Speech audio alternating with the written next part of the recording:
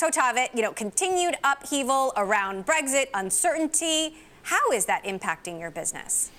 I think we'd all like to just move on and be done with endless drama around Brexit. I don't think any technology company or anybody living in London is enjoying this right now, and we just all love to have a solution and move on with that. Right, but the drama is continuing, so how are you dealing with it? So for Transferwise, we really care about a couple of things. We care about regulation. So we are opening an office somewhere in Europe to get regulated and to be able to serve our European customers. And the other question is about talent. So how do we make sure that our employees in London, half of whom are not British, can stay in London? How do we explain to people who are hiring that London is still a great place to come to? I think, tech companies like Transferwise, we thrive on talent, and UK needs to stay a very attractive place to attract talent. So then what is your sell to employees at this moment of uncertainty? So luckily, we're a global business. We have 10 offices around the world. So if somebody wants to join us, we'll find them a place to come if they don't want to come to London. But I think London as a city is still a very great place to be, and I think it will continue to be attractive regardless of Brexit. Are these political issues impacting transfers for better or for worse? I mean, do you see more or less money being moved around? So we're a very fast-growing company, so it's really hard to see how these things are impacting us.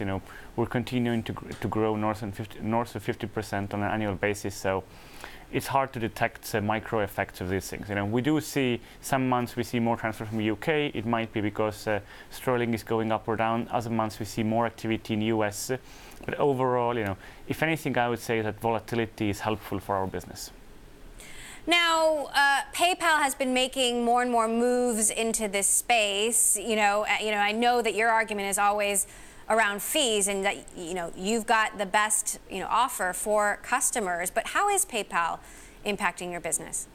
So to be honest, our business is mostly to help consumers move money from one country to another. We've recently been expanding more to the business side, and we're mostly competing with banks. And if we look at banks and the outdated service they're offering, extremely slow, extremely expensive.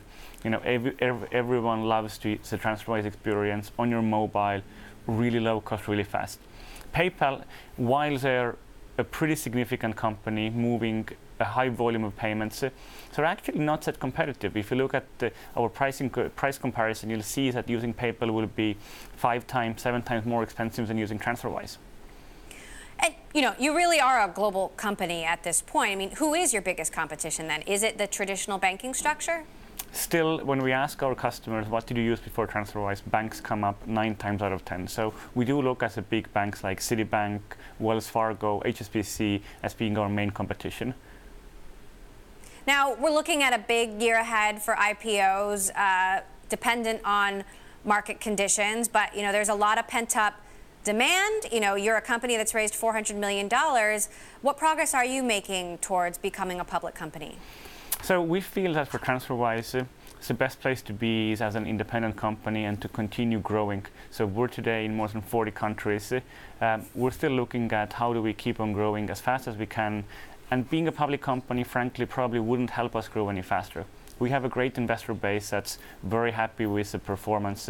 And while, eventually we might be a public company, it's not something that we spend a lot of time thinking about.